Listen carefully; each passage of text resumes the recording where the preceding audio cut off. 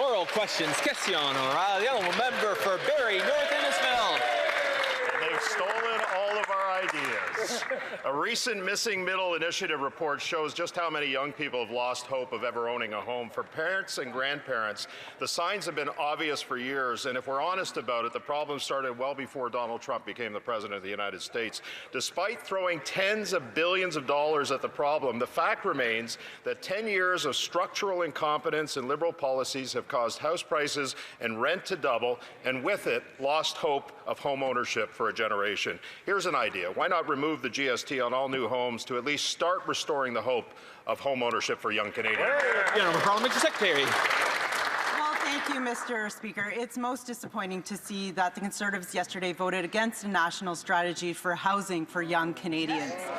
Instead, on this side, we care deeply about housing affordability for young Canadians. That's why we have the Build Canada Homes Act before the House, which will catalyze innovation in home building and bring down costs for young Canadians and all Canadians. A member for Barrie South Innisfil. We voted against more bureaucracy and more red tape instead of getting the job done. Our kids are worried and our grandkids are worried, Mr. Speaker. In 10 years, home ownership among 30 to 34-year-olds fell 60 to 52%. It's even steeper with young people. 93% of Gen Zs and millennials are worried about the state of housing in Canada today. Unfortunately, unaffordability is reshaping communities, with nearly half of young Canadians reporting they've considered leaving their current city or province. This isn't a tariff issue, it's a self-inflicted wound caused by failed policies. Can we at least agree to start restoring the hope of owning a home for young people by removing the GST on all new homes? The Honourable Parliamentary Secretary, the Minister of Citizenship and Immigration and Refugees. The government has taken a step in that direction. The GST measure is known to the member and it's awaiting royal assent. With respect to getting home ownership going in this country, I agree. We do need to do collectively more to push that. And that is something that the Canadian Home Builders Association in particular has emphasized. What they've also emphasized, Mr. Speaker, is the need to attack regulatory red tape at the municipal level. That's why this government has put in place the Housing Accelerator Fund. In return for federal dollars, municipalities are required to be more flexible when it comes to zoning. That's exactly what we're seeing in almost 240 municipalities. A member for Leeds, Grenville, Thousand Islands, Rideau Lakes. It's Liberal government policy that's crushing the dream of home ownership for Canadians, but it doesn't need to be that way. We have the land, the resources, and the skilled workers to address this problem, but a staggering 87% of Canadians are concerned about housing in Canada, and 9 in 10 of those people, well, they're young Canadians. So the Liberals have an opportunity to work with Conservatives to take a real Team Canada approach. So will they work with us to take the tax off of new homes and slash development charges by half to restore the dream of home ownership for young Canadians? Here. The Honourable Parliamentary Secretary, the Minister of Housing and Infrastructure. Thank you, Mr. Speaker. Conservatives have the opportunity to work with us on this side of the House by supporting the Budget Implementation Act, which has funding for housing enabling infrastructure through the Build Canada Strong Fund. It also includes measures to decrease the GST, in particular for first-time homebuyers and young Canadians. And importantly, they can support the Build Canada Homes Act, which is catalyzing innovation and modern methods of construction to bring down home building costs for everyone. Member for Leeds, Grenville, Thousand Islands, Rideau Lakes. With all of those words and all of the billions that they spend, they still aren't getting homes built. And it's the government's own housing agency, the CMHC, that's blowing the whistle. Construction of new homes will drop by as much as 18% with all of the catalyzing that they're doing. Canadians know that another Liberal bureaucracy isn't the answer. And so that's why today we approach them, we extend our hand in the spirit of collaboration with real solutions that will help address the problems that Canadians see with the end of the dream of home ownership. Will they slash development charges, cut them in half, and take the tax off new homes? Work with us today. Parliamentary Secretary, Minister of Housing. Thank you, Mr. Speaker. They're all talk, we're all action. In 100 days, Build Canada Homes has secured landmark agreements with provinces and cities. It's advanced construction on 6 federal lands. We've lined up thousands of new homes for construction, and over the past month alone, affordable housing projects are well underway in Nova Scotia, Quebec, and Ontario. We're ready to deliver 7,500 homes right away. This is how we accelerate housing. The momentum is building. They should join us. yes. L'honorable député de Mont- The honourable member for Montmorency-Charlevoix. Mr. Speaker, the CMHC is forecasting a drop of nearly 20% in housing starts over the next 2 years. Less production means less supply. Demand, however, continues to rise, so prices are inevitably going up. And in my riding, the average price of a home has risen from $249,000 to over $500,000 in 10 years. The Liberals are patting themselves on the back for these policies, yet the construction industry is talking about a lost decade for home ownership. When will these announcements finally lead to shovels hitting the ground and construction in the real world and not just on paper? The Honourable Parliamentary Secretary.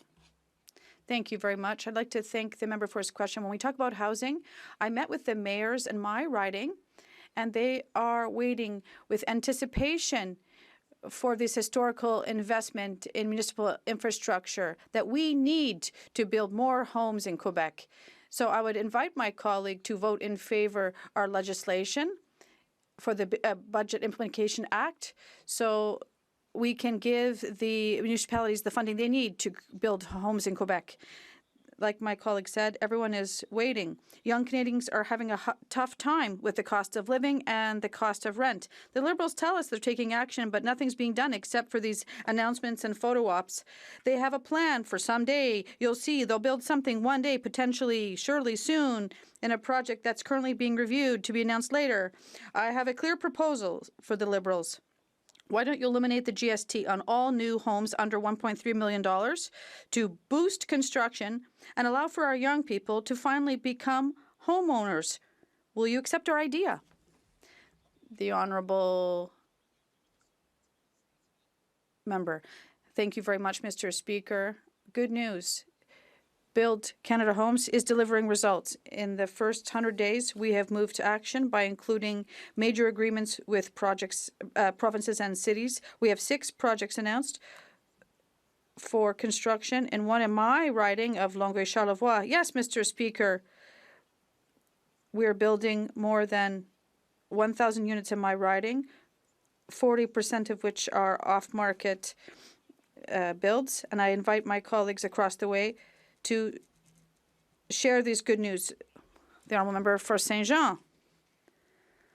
Mr. Speaker, according to the government, thousands of seniors cannot receive their pensions because of the QRM software, and there's a cost overrun of $5 billion. Thousands of victims and more public spending than anticipated, and the Liberals are trying to act like this problem doesn't exist. They're saying these are rare and isolated cases, and they think they can just erase this without any explanations. When are we going to have an independent inquiry into this? The Honourable Parliamentary Secretary. Mr. Speaker, the modernization of this system, an update of this 60-year-old system was necessary, and we have to make it easier for seniors to access these benefits. And now millions of seniors are receiving their benefits every day. And this is the biggest digital innovation initiative ever undertaken by the government. Service Canada is trying to help all those who are facing issues and is trying to solve them quickly. The honourable member for Saint-Jean. They're not talking about the 86,000 people or the $50 billion in overruns. The Liberals need to see the scope of this issue. There were ministers in Quebec that quit for a small cost overrun, and now they're talking about billions extra, and they're just shrugging their shoulders. They think they're not accountable to anyone, these Liberals. We need a public and independent inquiry. When are they going to accept this? The Honourable Parliamentary Secretary. Mr. Speaker, as I said, this is the biggest digital transformation ever undertaken, and most of seniors are registered in the system and are receiving their pensions correctly and within the proper deadlines. We've asked members to provide names of constituents who are being affected, and we've also offered an information session on this system. Thank you. The honourable member for Salaberry-Soulanges. Mr. Speaker, we need a public and an independent inquiry into QRM because the Liberals are disconnected from reality. we're looking at 86,000 seniors affected, and they think this is just a banal issue. They're falling through the cracks of this IT systems, and they're just shrugging their shoulders. There are people who are not getting their old age security, and they haven't received it in months.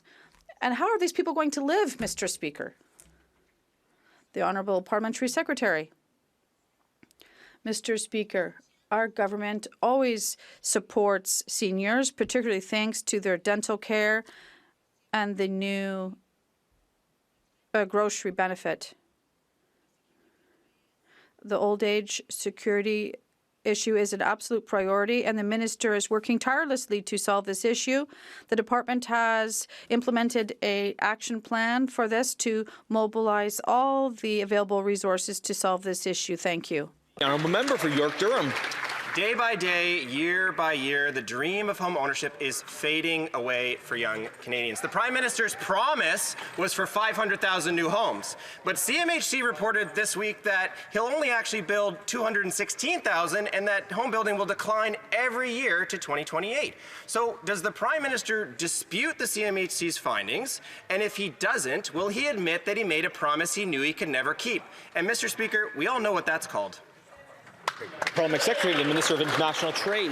Well, this is precisely the reason why, Speaker, the Prime Minister and his government is completely focused on building more homes in our country. That is why we have brought in a piece of legislation, Bill C-20, that is going to create Build Canada Homes, that is going to ensure that we build more housing across this country. That is why we have hired somebody like Anna Bala, who has the knowledge and expertise to make this happen. We are taking concrete actions. We're not just talking about things. I'm really happy to hear that there's some talk of collaboration from the opposition. That is a good sign. Let's work together to build more housing across our country. The Honourable member for York Durham. Where are the homes, Mr. Speaker? Where are the homes? They keep talking about building, but we see no action. And in fact, not only will home building decrease, CMHC says that home prices will rise. So we have less supply, more demand, and higher prices. That's a nightmare scenario for young Canadians. So it appears to me that the Prime Minister's lofty political promise was nothing more than Romeo's lie when he swore his love on blessed yonder moon. So will the Prime Minister instead adopt our proposal to cut the GST on all new homes? I'm just going to pause just very briefly. The member's very close to the line there, even when quoting Shakespeare, being the MP from Stratford. The Honourable Parliamentary Secretary. Thank you, Mr. Speaker, and thank you to my colleague opposite for the great question. When I'm home talking with constituents in Fredericton or Armagh, what I hear is that they appreciate that our Prime Minister and our government has a plan. A plan to diversify our exports, foster and facilitate interprovincial trade, and make historic investments in the infrastructure that's going to enable all of this. This is going to mean a stronger economy, more housing, better paying jobs, and long-term careers. I also hear that they want us to work together. So let's do that. Let's work together and get this done. Thank you very much. Member for London Fanshawe. Mr. Speaker, the Canadian dream of home ownership is fading for young Canadians. CMHC now warns that home building will fall over the next 3 years, with 2028 housing starts projected to be down 18% compared to 2025, even as prices continue to rise. At the same time, nearly half of young Canadians say they're being forced to leave the communities they were raised in because they cannot afford to live there. When will the government adapt our plan to remove the GST on all new homes and restore the dream of home ownership for young Canadians? The Honourable Parliamentary Secretary, the Minister of Citizenship, Immigration and Refugees. The Honourable Member is a new member. I want to commend him. He has been very active in the community. It's been good to get to know him and to work with him. I know he cares also, of course, about home ownership. He has met with the London Home Builders Association recently, and what they've shared is exactly what I said earlier. That regulatory red tape at the municipal level stands as the largest impediment to getting more homes built. Unless we address that, there won't be home ownership worthy of calling the right outcome for Canadians. What we need to do is push that. The Housing Accelerator Fund does exactly that. London is moving in that direction. Other municipalities are too. Member for London Fanshawe. Mr. Speaker, with respect to spike government announcements and stage photo ops, the data clearly shows that we're not building enough homes to meet Canada's needs. An insufficient supply of new homes is why CMHC expects prices to keep rising. Just this week, I also met with London members of the Canadian Home Builders Association, and they informed me that taxes and regulatory costs have risen 700% over 25 years and now make up 30% of the price of a new home. At what point will this government acknowledge these burdens and adopt our plan to remove GST on new homes? The Honourable Parliament Secretary and Minister of Public Works and Transformation. Mr. Speaker, our government has a plan to build Canada strong. We have a plan to create good jobs across this country, to attract investment across this country. We are building industrial capacity, building affordable homes, and investing in our future. And we've also introduced a new Buy Canadian policy, so we are our own best customer. That's how you build Canada strong, Mr. Speaker. Thank you. The Honourable Member for Similkameen, South Okanagan, West Kootenay. The government's own housing agency shows fewer homes being built over the next 3 years, while home prices will only rise. A third of home builders are building less because they're forced to lay off workers. Young men and women in BC are seeing the dream of home ownership fading. Years of Liberal home building programs have not delivered. Will the Liberals adopt our plan to remove the GST on all new homes to help builders build and young Canadians buy? Hear, hear. The Honourable Parliament Secretary and Minister of Environment and Climate Change. Mr. Speaker, I thank my colleague from British Columbia for the question. I'm so proud to stand on the side of the House as we build Canada strong from coast to coast to coast. Building Canada's housing is very important, not only in cities and provinces, but in First Nations communities. I live on a First Nations community whose housing list is over 500 people. These people want to come home to their communities. That's why I'm so proud of this new policy. That's why I know that my children are to be able to live where they please with their families for future generations. Thank you, Mr. Speaker. Now, member for Calgary, Nose Hill. The Canadian Mortgage and Housing Corporation just said that by 2028, new housing starts will fall by as much as 18.1%. And meanwhile, the Liberals continue to bring in hundreds of thousands more temporary foreign workers and have no plans to get millions with expired visas to leave. Housing starts aren't keeping up with immigration, and the Canadian dream of home ownership is fading for young people. When will the government adopt our positive plan to incentivize home building by removing the GST on all new homes and restore the dream of home ownership for young Canadians? Yeah, let's go. The Honourable Minister of Emergency Management. Mr. Speaker, we're building big in this country, and that means building more homes. While the Conservatives belittle what's been done so far, it's time to check some facts. In Calgary, Calgary's a recognized national leader in terms of fast-tracking housing projects using federal program funding, like the Housing Accelerator Fund, building affordable and inclusive and resilient communities. If the Conservatives really cared about housing for young people, they'd support our plan, which will deliver real results for Calgarians and Albertans. I'm from Calgary, Nose Hill. Rents have doubled in Calgary, and it's not just the dream of owning a home that's fading for young Canadians. Data shows that the prospects of getting a good-paying entry-level job for Canadian youth has never been dimmer. Canada's economy is slow, and now artificial intelligence is changing entry-level jobs in almost every field, including law and accounting.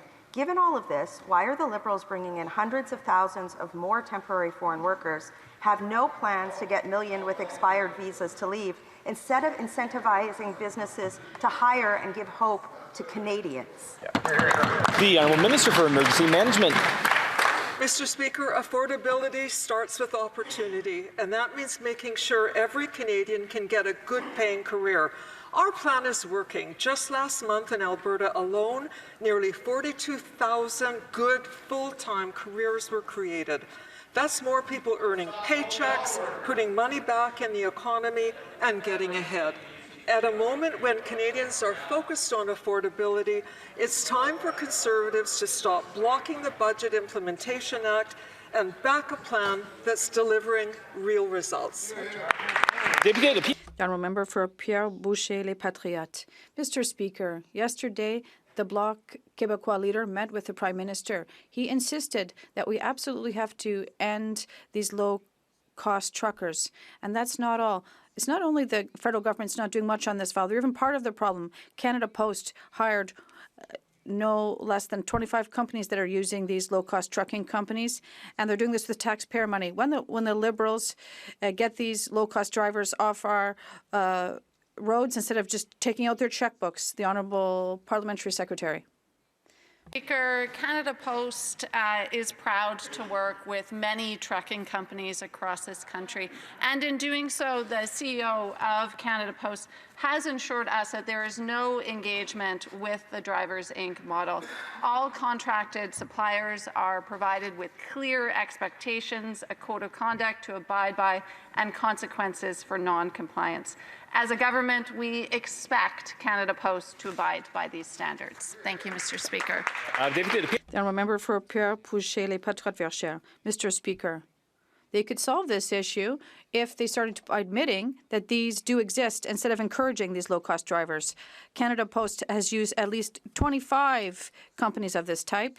We provided many solutions to get these dangerous drivers off our roads, but they continue. And not only are they not using these solutions, but they're hiring these low-cost drivers. It raises a fundamental question. Why do these Liberals not want to solve the problem? The Honourable Parliamentary Secretary.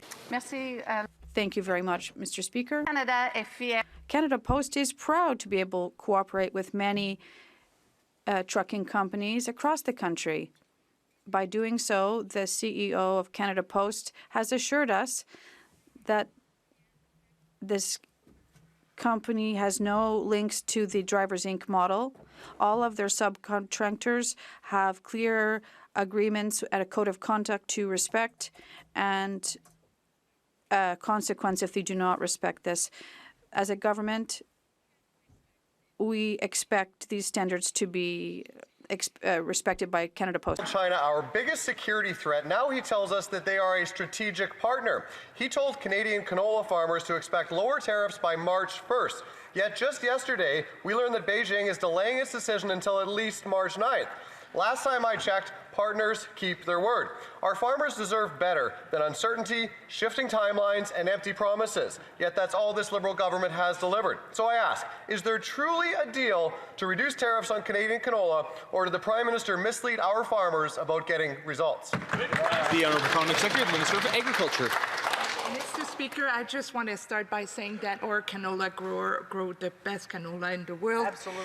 They're doing a tremendous work. And yes, we have a great partnership, a renewed strategic partnership with China to export canola. And in fact, we know that Chinese importers have already secured 650,000 metric tons of Canadian canola, which is 25% of China's total import last year. So, Mr. Speaker, the door is wide open now, and we will continue to engage in reaching a strong goal. The Honourable Member for Portage Lisgar. That did not instill any confidence for Canadian canola growers. The Prime Minister's deal with Beijing opens our streets up to 49,000 Chinese EVs annually, jeopardizing our security and our auto jobs. He assured Canadians that everything was fine, telling us that we'd have canola tariffs drop by March 1st. But yesterday's announcement that China is pushing back its decision on tariffs until March 9th, we can't now be sure that he's delivering anything at all. So farmers are left hung out to dry. And in exchange for what? Fancy photo ops and false promises. Can our farmers actually expect lower tariffs, or was the Prime Minister merely hoodwinked into making concessions for nothing in return? The Honourable Parliamentary Secretary, the Minister of Agriculture and Agri-Food. Mr. Speaker, I want to reassure my colleague that the new partnership that the government has secured with China is being implemented. We have orders, and in fact, orders have been placed, and the commerce is resuming right now with China. So it's a good news. I invite my colleague to come to us if he wants more detail, but the commerce is resuming with China, definitely. The Honourable Member for Bow River. Commerce resuming doesn't mean tariffs are coming off. Beijing has postponed its decision on whether it will reduce tariffs on Canadian canola just weeks before seeding begins. Decisions need to be made now by farmers. Last year, many farmers, including me, chose not to seed canola because of those tariffs and the price collapse. Yet the Prime Minister stood before Canadians and said tariffs would fall to 15% by March 1st. The Liberals promised action. All they've delivered is dust. Did the Prime Minister mislead Canadian farmers? Hear, hear. Minister of International Trade. Speaker, we will not rest until normal trade resumes to make sure that canola is being shipped to all markets around the world, including China. And that's why the Prime Minister and this government has been working really hard. That is why the Prime Minister visited China to help reduce the tariffs of canola. As my colleague said earlier, we are so fortunate to have one of the best canola grown right here in this country. There's a demand for that canola across the world. That's why we are negotiating free trade agreements with countries like Philippines and Indonesia and Vietnam, where we can export this canola as well, and we will continue to do that work. Member for Regina Wascana. Mr. Speaker, last month during the Prime Minister's visit to Beijing, he announced that he finally had a deal to roll back that country's tariffs on Canadian canola. He even had a grandiose signing ceremony with Xi Jinping in front of Canadian and Chinese flags. But yesterday, the Chinese announced that they were postponing their decision until March 9th. So, Mr. Speaker, is Beijing backing out of the deal, or was the Prime Minister misleading Canadian canola farmers in the first place? The Honourable Parliamentary Secretary, the Minister of Agriculture. Mr. Speaker, I just answer and reassure my colleague that trade is resuming with China. But I want to also highlight that the Agriculture Minister next week will be in Mexico, opening even more the market. We secure market for meat, and now he want to expand these opportunities. And we're not stopping there, Mr. Speaker, because we have the best food in the world, and the world want our food, and we will make that possible. Bravo. Member for Edmonton Northwest. Despite the Prime Minister announcing that China will reduce tariffs on canola by March 1st, reports say the Chinese Commerce Ministry revealed that it only committed to making a decision by March 9th. What kind of master negotiator is the Prime Minister when he refuses to acknowledge that the deals he promised with China and the U.S. are falling through? Canadian farmers are looking for the truth, to be able to plan this year's crops to ensure that Canadian households can afford to eat Canadian quality products. Did the Prime Minister mislead Canadian farmers into thinking he got a deal done on Canadian canola? Honourable Parliamentary Secretary, the Minister of International Trade. Speaker, this government is working day in and day out to ensure that we are diversifying our trade, that we are working with as many countries as possible. As we speak, the Minister of International Trade is visiting places like Singapore and Vietnam so that we can create opportunities in those markets. The Standing Committee on International Trade just recently have sent 2 bills, one dealing with the United Kingdom, the other dealing with Indonesia, back to this House so that we can finalize those trade agreements. Every single of those agreements ensures that our agricultural farmers, including Kelowna farmers, have new markets to sell their products. Member for Carleton. Mr. Speaker, at Human Committee earlier this week, members from the Breakfast Club of Canada and the Coalition for Healthy School Food talked about the real impact of National School Food Program on kids and families. When a motion was brought forward to study those impacts, Conservative and Bloc members chose to adjourn debate before it even began. Can the Parliamentary Secretary for Children and Youth remind the House of how this program is supporting children, helping families with affordability, and why it matters that we continue to move this work forward? The Honourable Parliamentary Secretary. Thank you, Mr. Speaker, and thank you to my colleague for representing the great people of Carleton and the issues that they care about. Kids cannot learn if they are hungry. A new study from the Breakfast Club of Canada shows that school food programs improve educational outcomes, reduce childhood obesity, and increase disposable incomes for families facing rising costs. Canada was the last country in the G7 to have a national school food program. Now we do. The budget makes it permanent. It's a shame that Conservative members don't think that kids' health and school food are worth studying or voting for. The Honourable Member for Dufferin-Caledon. For almost 2 years, flight attendants told this government and parliamentarians that they were working for free.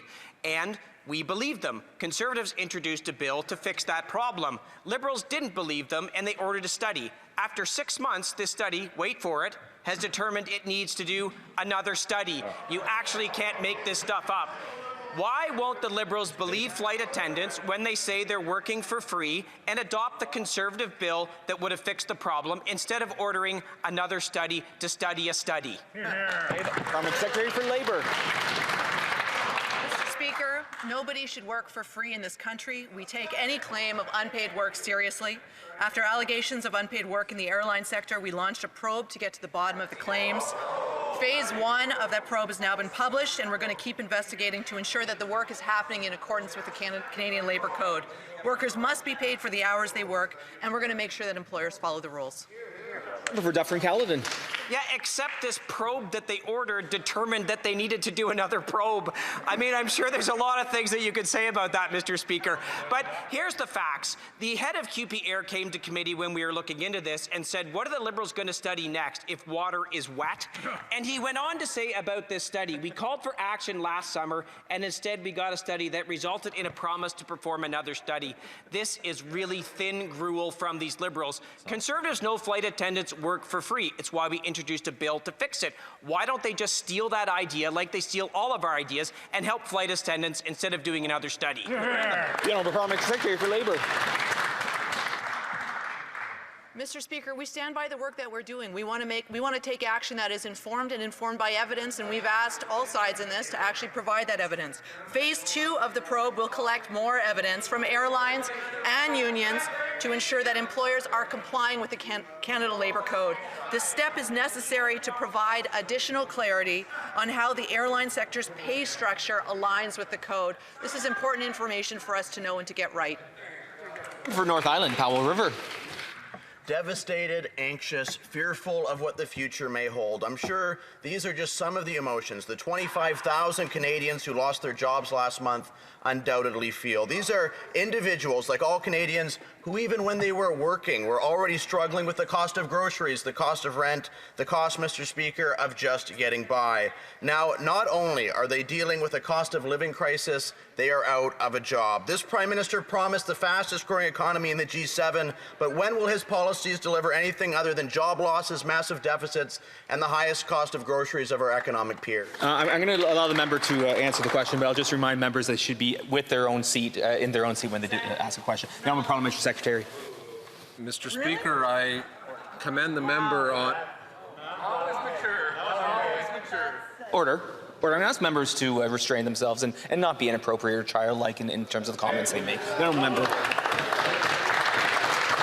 Mr. Speaker, I thank the member for the question. It gives me the opportunity to say that Bill C-19 has received royal assent. It shows what we can do when we work together in this House of Commons. Of course, that is the groceries and essentials benefit that will provide up to $1,900 for a family of 4 in what is certainly a difficult time for this country.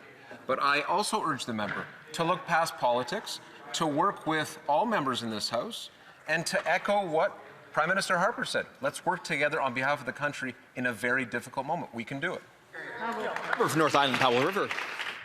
Mr. Speaker, working together is great, but this question was about jobs. And in the real world, Liberal rhetoric and platitudes don't create a single job. GDP was flat in November. Real GDP is projected to decline. The Bank of Canada says business investment will remain weak. Meanwhile, 5,400 forestry workers in coastal BC are already out of a job. This government promised to build nation-building projects and create jobs at a speed like we've never seen before. My question for the government, where are these projects and where are these jobs? Hear, hear. The Honourable Parliamentary Secretary, the Minister of Industry. Thank you, Mr. Speaker. I'm proud to be associated with a government whose record on jobs is very strong, with jobs growing faster here, even in the United States, where incomes are growing faster than inflation. And with the next part of our plan, the Budget Implementation Act, C-15, before this Parliament right now, the honourable member opposite can work with his colleagues to work with us to ensure speedy passage of that act to get major projects that the member is talking about and the economic growth that is behind this bill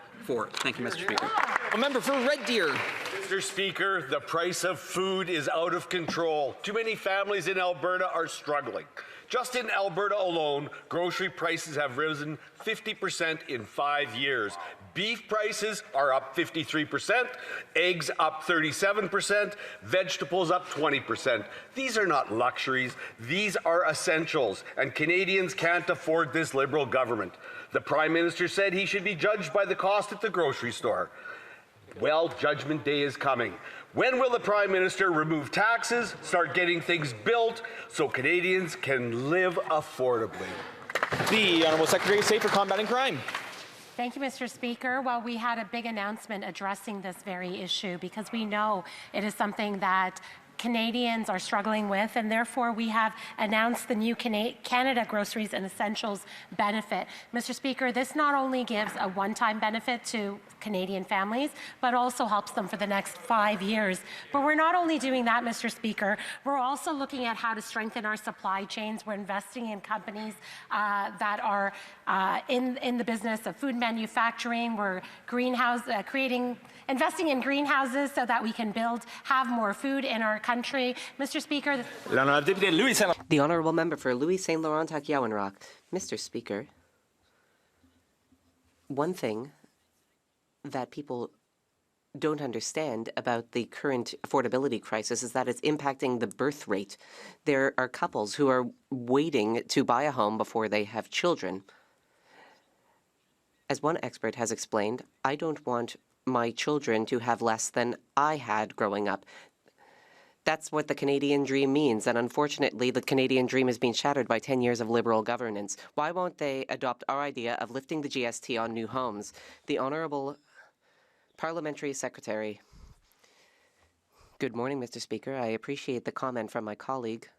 In Northern Ontario, I recently met with real estate organizations, and we spoke about the need for affordable housing, including housing with support services.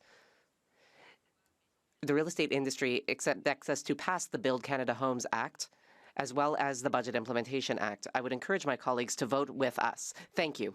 The Honourable Member for Louis St. Laurent Akiawanrock. But, Mr. Speaker, the reality is that the Liberals have been in power for 10 years, and for 10 years, the Canadian public has been disappointed by their inaction on the housing file. And the future does not look any brighter. CMHC is projecting an 18% reduction in home building. You need to take the bill by the horns here. There needs to be something positive offered to the public. So why won't the government adopt our approach of lifting the GST on new homes? Because that would impact all of Canada positively.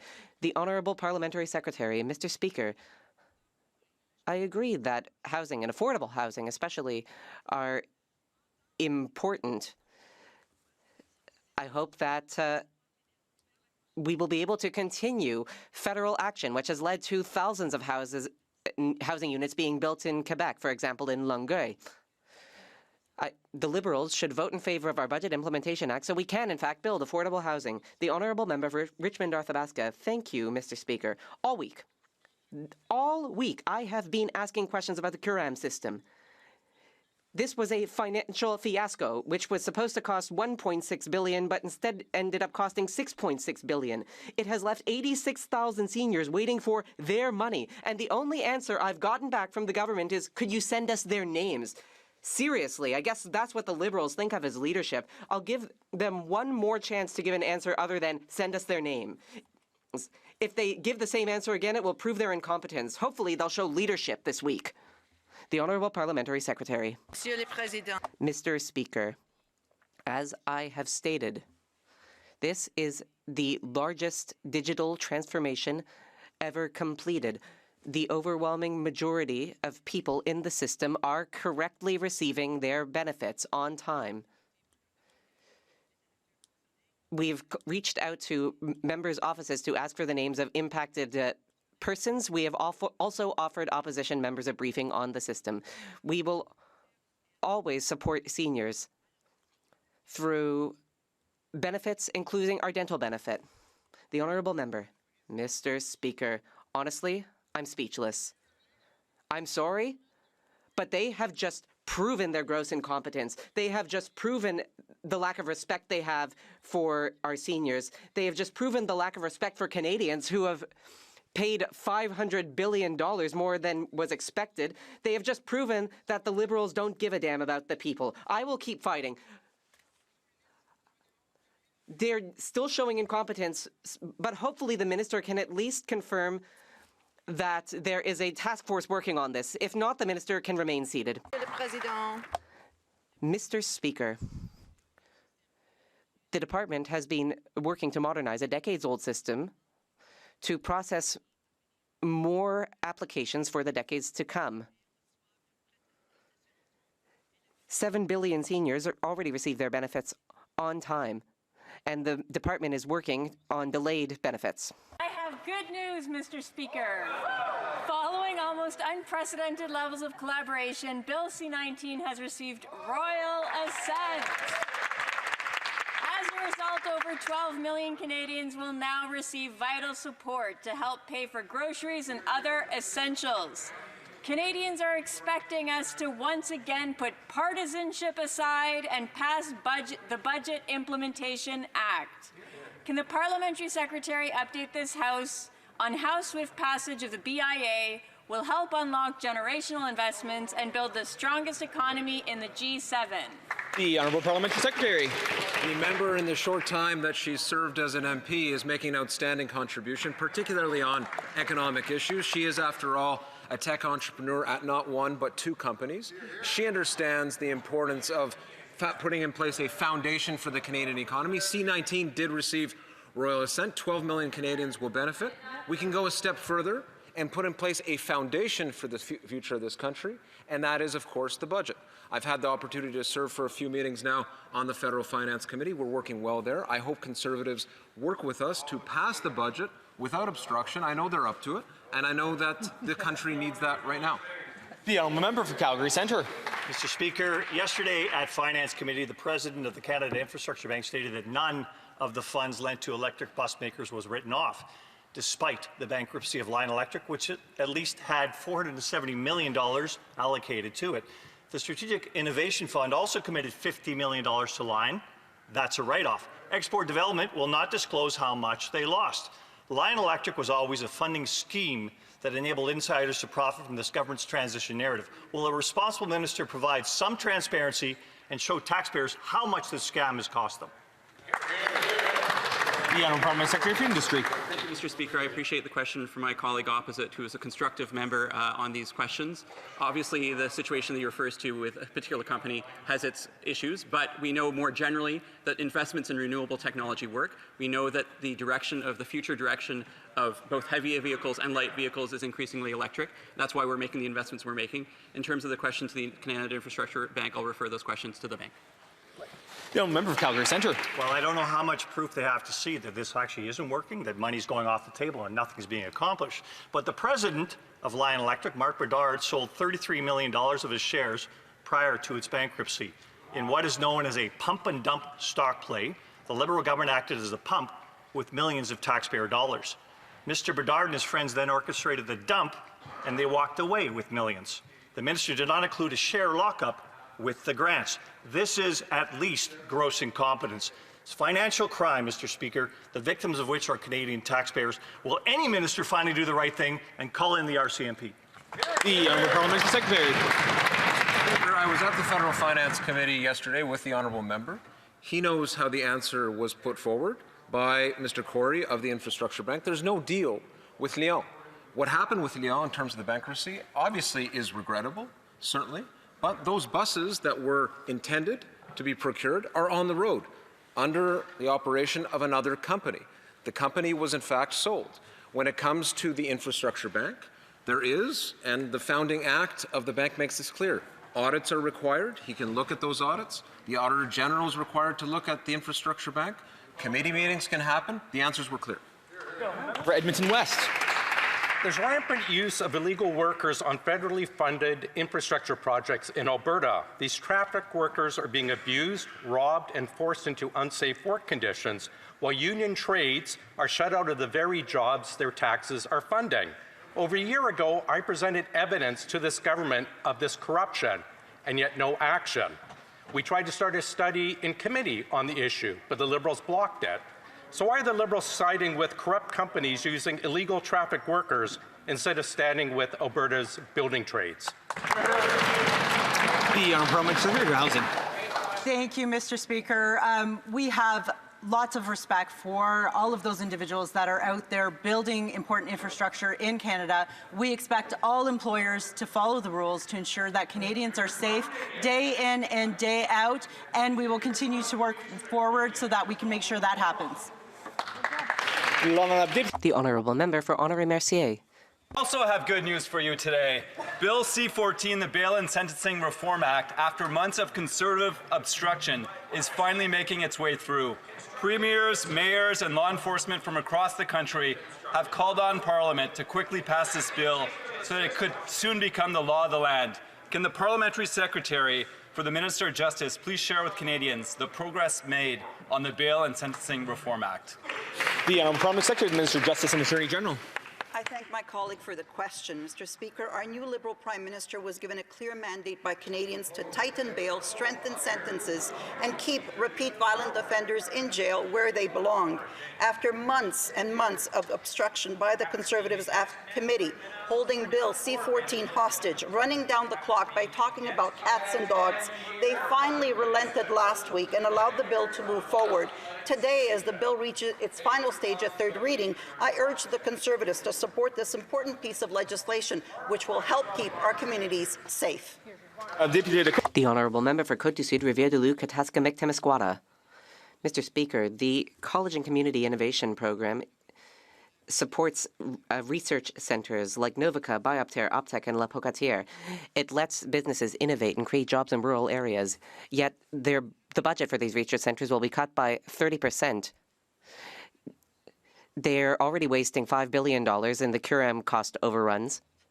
They're leading to more debt and less results. It makes no sense. My question is a simple one. Why are the Liberals cutting research and innovation instead of cutting their unjustified expenses? The Honourable Minister. Thank you, Mr. Speaker. I appreciate the question. We recognize that colleges do vitally important research, and we recognize the importance of their ties to the business community. Intellectual property should remain in the hands of businesses and colleges. That is very important to us. We have heard certain claims about this program. We are currently speaking about this program with colleges. Prime Minister says he's committed to pharmacare, but today only 3 provinces and 1 territory are covered. That's about 17% of all Canadians. A commitment to pharmacare should mean access for Canadians no matter where they live. Right now, access to medicine depends on your postal code. It's not nation building when you only give certain provinces and territories access to medicine. Will the Prime Minister commit today to expanding pharmacare to every province and territory that wants in, so Canadians aren't treated differently based on where they live? The Honourable Parliamentary Secretary to the Minister of Health. Thank you, Mr. Speaker, and I thank the honourable member for his question. And I know the member works really hard for his community, and I appreciate the collaboration on this very matter. Our government will always protect Canada's healthcare system, including pharmacare and dental care. These are clear commitments, and we will always keep them. We're continuing to work with all provinces and territories to see how we can best support them to strengthen healthcare system, including on pharmacare. Thank you, Mr. Speaker. Great job. The honourable member for Nunavut. The First Nations Caring Society created Have a Heart Day. I attended an event held at the Meridian Theatres at Center Point. There were about 15 schools with around 700 students at this beautiful event. Originally started in 2012, this campaign has students write letters to the Prime Minister regarding the injustices towards Indigenous peoples. Will the Prime Minister honor these calls and finally act to give equity to Indigenous peoples in Canada? Here. The Honourable Parliamentary Secretary and Minister of Crown Indigenous Relations. Mr. Speaker, I'd like to thank the member opposite for her question and her passion for this issue. And it's absolutely clear that we must continue to do everything we can to eliminate discrimination in Canada. That is why our ministers are meeting with stakeholders, they're meeting with partners, they're ensuring they get this right. We will continue to be focused on ensuring reconciliation moving forward, and I look forward to talking with the member opposite and explaining what the minister is doing over the next few weeks. And that concludes question period for today.